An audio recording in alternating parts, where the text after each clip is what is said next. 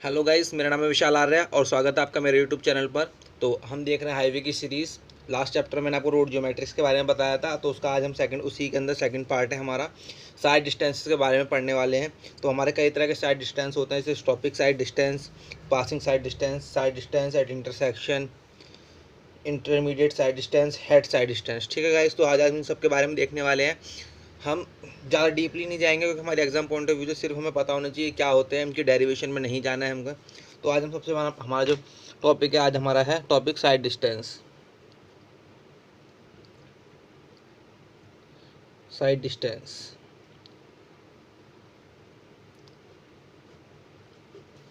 ठीक है गाइज, आज हम बात करने वाले साइड डिस्टेंस के ऊपर। तो आपको इस वर्ड से ही पता चला होगा, साइड डिस्टेंस। साइड मतलब होता है दिखना। तो साइड डिस्टेंस क्या होता है? तो guys, side distance actual distance होता है हमारा, ठीक है। रोड पर जो ड्राइवर जब अपनी गाड़ी को चला रहा होता है तो उसे वहाँ से कितनी दूर तक का उसे दिख रहा है, ठीक है। यहाँ विजिबिलिटी कितनी है, यहाँ कोई भी स्टेशनरी ऑब्जेक्ट है, जैसे रोड पे स्पीड ब्रेकर होता है उसकी, यहाँ कोई भी मूविंग ऑब्जेक्ट है, ठीक है गाइज, उसके उसकी ये डिपेंड नहीं करता हमारा मतलब ऑब्जेक्ट मूव कर रहा है या स्टेशनरी है, इस चीज़ पर डिपेंड नहीं करता। बस हमारा ये है कि हमारा जो साइड डिस्टेंस है वो कितना है, कितनी दूर तक ड्राइवर देख पा रहा है, उस डिस्टेंस को हम कहते हैं साइड डिस्टेंस कहते हैं।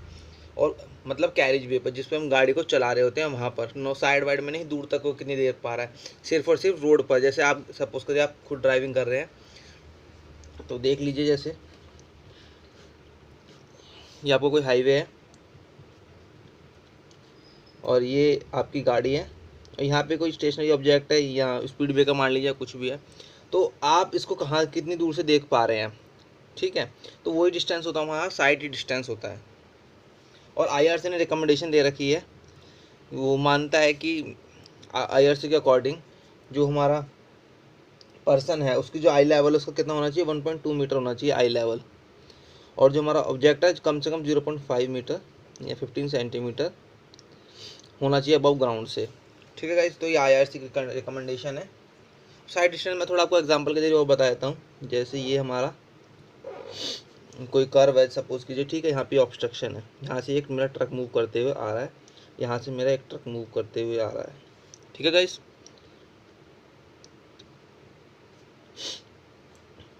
तो क्या होगा, ये जो हमारी लाइन ऑफ साइट हो जाएगी। अगर ऑब्स्ट्रक्शन हमारा ज़्यादा होता गाइस तो क्या ये इसको देख पाता, नहीं देख पाता। तो इसलिए क्या करते हैं, जो हमारे कर्व्स वगैरह होते हैं यहाँ पे हम थोड़ा जगह छोड़कर ही बिल्डिंग्स वगैरह बनाने के लिए रिकमेंडेशन देते हैं, क्योंकि जो हमारा साइड डिस्टेंस कम हो जाएगा, लाइन ऑफ साइट कम हो जाएगी, जिससे ये हमारा साइड डिस्टेंस है।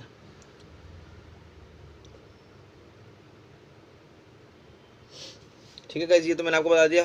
हॉरिजॉन्टल कर्व पे जैसे सपोज कीजिए ये आपका वर्टिकल कर्व है। अब यहाँ पे गाड़ी आ रही है, यहाँ से भी एक छोटी सी गाड़ी आ रही है। गाड़ी गाइस अगर थोड़ा और नीचे होती तो हमको नहीं दिख पाती, तो हमारा साइड डिस्टेंस क्या होता है, हमें दिख ही नहीं पाता। तो ठीक है गाइस, तो इसलिए ये जो होता है हमारा साइड डिस्टेंस होता है। तो आई होप मुझे आपको अच्छे समझ में आ गया होगा साइड डिस्टेंस होता क्या है। हम इसके बारे में बताए साइड डिस्टेंस कितने टाइप के होते हैं। और गाइस जिसमें प्रॉब्लम आती है, जैसे किस क्यों की प्रॉब्लम आती है साइड डिस्टेंस को लेकर, जैसे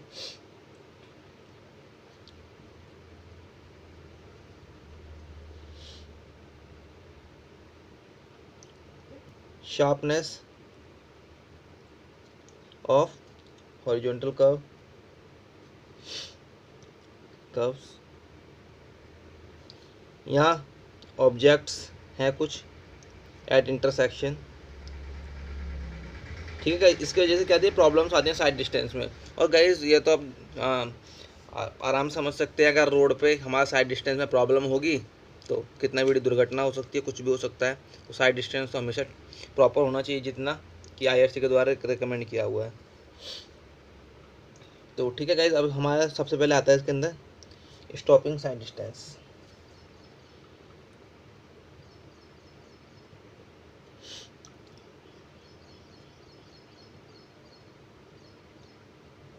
स्टॉपिक साइड डिस्टेंस। अब गाइस अब आप ये पूछेंगे कि स्टॉपिक साइड डिस्टेंस क्या होता है। तो गाइस जैसा कि हमने मैम को बताया, साइड डिस्टेंस मैंने आपको बता दिया।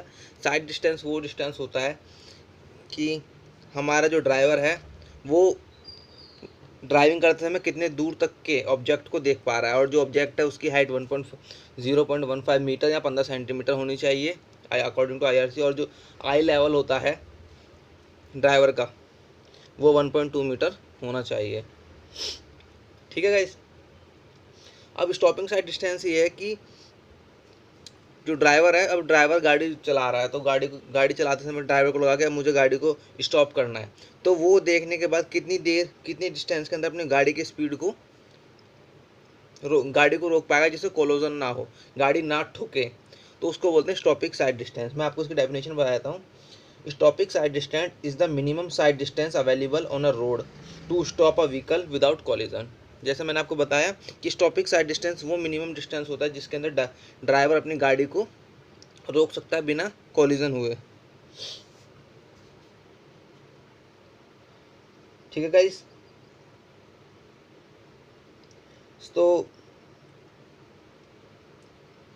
इसके बाद फैक्टर्स आते हैं कुछ कि किस किस फैक्टर्स पे हमारा स्टॉपिंग साइड डिस्टेंस किसके ऊपर डिपेंड करता है, क्या क्या फैक्टर्स हैं। सबसे पहले फैक्टर्स आते हैं गाइस। सबसे पहले मैं आपको स्टॉपिंग साइड डिस्टेंस आपको आई होप आपको अच्छे से क्लियर हो गया होगा। स्टॉपिंग साइड डिस्टेंस मतलब ये वही डिस्टेंस है जितने में ड्राइवर अपनी गाड़ी को जिस डिस्टेंस में मिनिमम डिस्टेंस में रोक सकता है।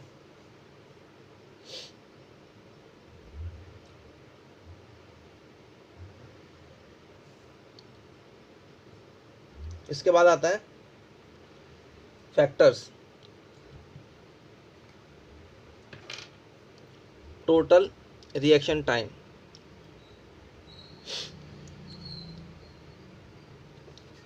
गाइस आप इसे समझिए इसको।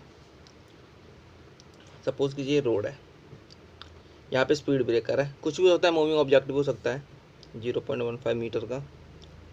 यहाँ से मैं ड्राइविंग करते हुए आ रहा हूँ। ठीक है गाइस, ये मेरा डिस्टेंस है। सपोज कीजिए गाइस, अब मुझे मैंने यहाँ से देख लिया कि यहाँ पे मेरी गाड़ी है, पर मेरा एक रिएक्शन टाइम होगा। जब मैं किसी भी चीज़ को देख लूँगा उसके बाद एक रिएक्शन टाइम होता है कि ड्राइवर ये सोचता है मुझे गाड़ी को धीरे करना नहीं करना, अगर ये मूविंग ऑब्जेक्ट है मुझे साइड से निकालना नहीं निकालना, क्या मतलब क्या मुझे रिएक्ट करना है उस सिचुएशन में, तो उसको कहते हैं रिएक्शन टाइम। तो सपोज ये चला गया आपका रिएक्शन टाइम में आपका व्हीकल कहाँ आ गया, अब व्हीकल आपका यहाँ पे आ गया। अब यहाँ से आपने ब्रेक लगाना शुरू किया, ठीक है, और यहाँ पे आपकी गाड़ी आके रुक गई, तो ये क्या हो गया आपका ब्रेकिंग डिस्टेंस। अगर सपोज कीजिएगा जी रिएक्शन टाइम अगर और ज़्यादा बढ़ जाता, ब्रेकिंग टाइम तो देखिए ये डिपेंड किस पे करता है। ब्रेकिंग टाइम आपका स्पीड ऑफ व्हीकल, कितनी स्पीड ऑफ व्हीकल थी, ठीक है, speed of vehicle, efficiency of brakes. अब जैसे हमारे ABS आ रहे हैं, ब्रेक्स या डिस्क ब्रेक्स आ रहे हैं, तो उनमें क्या होता है कि कम डिस्टेंस में रुक जाती है हमारी गाड़ी, हाई स्पीड में भी। Slopes of road surface, suppose कीजिए गाइस ये आपका स्लोप है, इस पर आपकी गाड़ी जा रही है, ठीक है। अब यहाँ पे आपकी ब्रेक की एफिशिएंसी बढ़ जाएगी क्योंकि हमारी गाड़ी की स्पीड क्या है, कम हो रही है स्लोप की वजह से, ग्रेडियंट की वजह से, ठीक है। बट इन्हीं केस में अगर आपकी गाड़ी ऐसे है तो इसमें आपकी एफिशिएंसी क्या हो जाएगी, ब्रेक से कम हो जाएगी, क्योंकि आपकी गाड़ी की स्पीड ज़्यादा है स्लोप की वजह से या ग्रेडियंट की वजह से। तो स्लोप भी क्या करता है, मैटर करता है। And fifth is frictional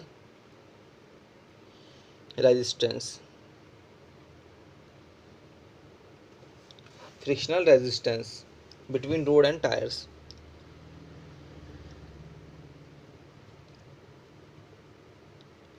guys ये तो आपने जनरली खुद फील भी किया होगा, जैसे बच्चे घर पे खुद पत्थरों पर रगड़ फिसलते चले जाते हैं, क्योंकि पत्थर का जो सरफेस होता है बहुत चिकना होता है। ऐसे रोड पे क्या होता है, अगर हमारा उबड़ खाबड़ रोड है, बिल्कुल ही बेकार रोड है, तो उस पर क्या होता है, आप गाड़ी को फास्ट मूव ही नहीं कर सकते, और अगर थोड़ी फास्ट चली भी रही होती है तो जल्दी रुक जाती है, क्योंकि वहाँ पे फ्रिक्शन बहुत ज़्यादा हो जाता है। बट वही अगर स्मूथ रोड है, ठीक है, तो आपका क्या फ्रिक्शन थोड़ा कम हो जाता है। जो फ्रिक्शन की वैल्यू होती है लगभग हम 0.35 से 0.40 लेके चलते हैं, ठीक है गाइज। तो अब आपको ये बता रहा था कि अब ये हमारी ब्रेकिंग, अगर ये हमारा रिएक्शन टाइम बढ़ जाता थोड़ा बहुत भी, तो हमारी गाड़ी का कोलोजन हो सकता, गाड़ी ठुक सकती थी। ठीक है, तो रिएक्शन टाइम पे डिपेंड करता है हमारा कि टोटल रिएक्शन टाइम कितना है, कि ड्राइवर ने रिएक्शन टाइम कितना लिया, रिएक्ट करने में टाइम कितना लिया। ठीक है, एक्चुअली ड्राइवर ने टाइम कितना लिया रिएक्ट करने के लिए।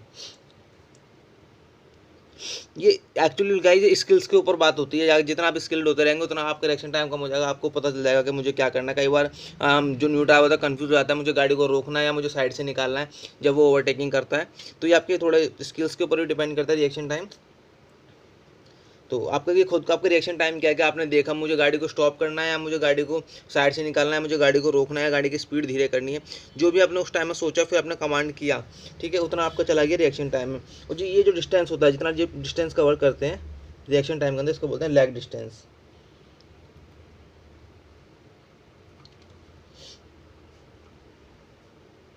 और ये ब्रेकिंग डिस्टेंस हो गया आपको जब आपने ब्रेक लगाए। ठीक है गाइज, तो आई होप गाइज आपको ये टॉपिक अच्छे समझ में आएगा, साइड डिस्टेंस और स्टॉपिंग साइड डिस्टेंस। अब इसके बाद मैं आपको एक और टॉपिक करा देता हूँ। स्टॉपिंग साइड डिस्टेंस के बाद गाइज थोड़ा हम इसके बारे में थोड़ा मैं आपको इसकी वैल्यूज बता देता हूँ तो आपको थोड़ा आइडिया होगा। ठीक है गाइज, जैसे अकॉर्डिंग टू IRC, आप जैसे काफ़ी लोग आप में से ड्राइविंग करते होंगे, अगर आपकी गाड़ी की स्पीड 100 है तो अकॉर्डिंग टू IRC जो सेफ स्टॉपिंग साइड डिस्टेंस है वो कितना होना चाहिए, 180 मीटर। मतलब आपकी गाड़ी अगर 100 की स्पीड पे चल रही है तो आपकी गाड़ी को रोकने के लिए कितना टाइम चाहिए, 180 मीटर चाहिए। और जैसे गाइज मैंने आपको बताया, तो आप जो SSD लिख सकते हैं, stopping sight distance is equals to lag distance plus में ब्रेकिंग डिस्टेंस। ये रह गया, रुक जाओ एक second. SSD stopping sight distance is equals to lag distance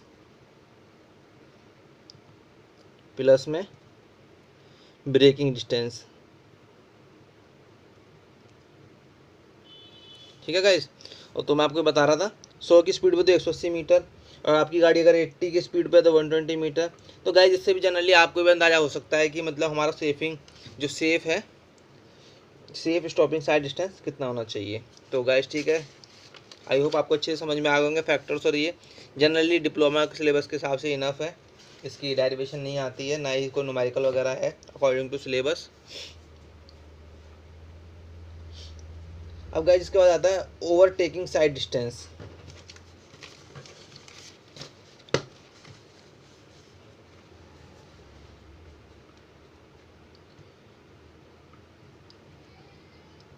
overtaking sight distance. तो गाइस ये भी सेम सिमिलरली ऐसी होता है, जैसे ये आप सपोज कीजिए कि ये कोई आपके यहाँ से आ रहा है, ये क्या है, single lane two way traffic है, ये यहाँ से ये गाड़ी है चल रही है, यहाँ से एक गाड़ी चल रही है। अब मुझे क्या करना है कि इस गाड़ी को यहाँ से ले जाकर ओवरटेक करवाना है। ठीक है, ओवरटेकिंग साइड डिस्टेंस, तो it is the minimum distance, ये को मिनिमम डिस्टेंस होता है open to the view of driver of a vehicle intending to overtake a slow vehicle ahead safety against the traffic of opposite direction. मतलब ये कहने का मतलब ये है कि जो हमारा स्लो व्हीकल है हमें इसको क्या करना है, ओवरटेक करना है, और इसको भी हमें ध्यान रखना है कि इसकी स्पीड ज़्यादा ना हो, क्योंकि हमें इसका भी ध्यान रखना है कि सामने से भी हमारा ट्रैफिक आ रहा है। इसमें भी गाइस सेम होता है, जो हमारा जो ड्राइवर है वो 1.2 मीटर हाइट आई की, ठीक है, आई की जो हाइट होना, और जो ऑब्जेक्ट है वो 0.15, ये सेम ही है हर केस में। ठीक है गाइस, तो अब देखते हैं कि हमारी जो ओवरटेकिंग साइड डिस्टेंस है किस चीज़ पे डिपेंड करता है, फैक्टर्स क्या क्या हैं। तो जनरली गाइस फैक्टर्स आप सबसे जान सकते हैं कि इन तीनों की स्पीड, इस पर डिपेंड करेगा। अगर ये बहुत तेज़ स्पीड से आ रहा है तो उसको अपनी स्पीड और बढ़ानी पड़ेगी, अगर ये स्लो स्पीड चल रहा है तो उसको ये थोड़ी कम स्पीड में भी अपना ओवरटेक कर सकता है। जनरली तीनों की स्पीड पर डिपेंड करता है। तो फैक्टर्स क्या क्या हैं इसके, पहला फैक्टर है स्पीड ऑफ ओवरटेकिंग, जो ओवरटेक कर रहा है, ओवरटेकन जिसको ओवरटेक करना है, जिस गाड़ी को करना है, एंड द व्हीकल जो अपोजिट डायरेक्शन से आ रहा है, स्पीड तीनों की, ठीक है, अपोजिट डायरेक्शन वाले की। दूसरी बात स्लोप ऑफ द ग्राउंड, इसमें भी सेम रोल प्ले करेगा स्लोप ऑफ द ग्राउंड। अगर चढ़ ऐसे है आपका तो आपकी स्पीड कम हो जाएगी, ऐसा है तो आपकी स्पीड ज़्यादा हो जाएगी। एक्सेलरेशन, ये बहुत डिपेंड करता है गाइस इसके अंदर, रेट ऑफ एक्सेलरेशन, कि आपकी गाड़ी की रेट ऑफ एक्सेलरेशन क्या है, कितनी जल्दी आपकी गाड़ी स्पीड को पकड़ती है। सपोज अब ये 20 की स्पीड से चल रही है, अब गाड़ी आपकी यहाँ से, आपकी गाड़ी यहाँ पे 20 की स्पीड से आपने साथ में लिया है, पर आपकी गाड़ी को 20 से 30 होने में आपको 15 मिनट लगते हैं, तो कैसे हो पाएगा काम। मतलब मैंने 15 मिनट तो बहुत ज़्यादा बता दिया, ठीक है। तो रेट ऑफ एक्सेलरेशन बहुत ज़्यादा इंपॉर्टेंट करता है। इसका spacing between the vehicle, spacing कितनी है, अगर ये काफ़ी दूर है तो कम स्पीड में काम चल जाएगा। ये अगर, क्योंकि गाइज हमें जब यहाँ पे कंडीशन ऐसी आती है कि ये वाली गाड़ी के पास आ रही होती है, ये वाली गाड़ी के पास आ रही होती है, तो क्या होता है स्पीड बहुत जल्दी मतलब गाड़ियाँ आपस में पास आती हैं, तो हमें स्पीड बहुत ज़्यादा चाहिए इस व्हीकल के ओवरटेक करने के लिए। स्पेसिंग बहुत मैटर करती है between vehicles. And third is वही स्किल एंड रिएक्शन टाइम। इसलिए गाइस मैंने आपको स्किल के बारे में बताया था, अगर अब आपके रिएक्शन टाइम आपने यहाँ पे काफ़ी टाइम आपने वेस्ट कर दिया कि मुझे ओवरटेक करनी है या फिर मुझे साथ साथ ही चलना है, तो क्या होगा आपके लिए यहाँ पर टाइम कम बचता रहेगा उतना ही जितना आप रिएक्शन टाइम में अपना टाइम गंवा देंगे। और जो स्किल्ड पर्सन होता है वो कम रिएक्शन टाइम में देख लेता है मुझे ओवरटेक कर सकता हूँ नहीं कर सकता, तो ये भी डिपेंड करता है।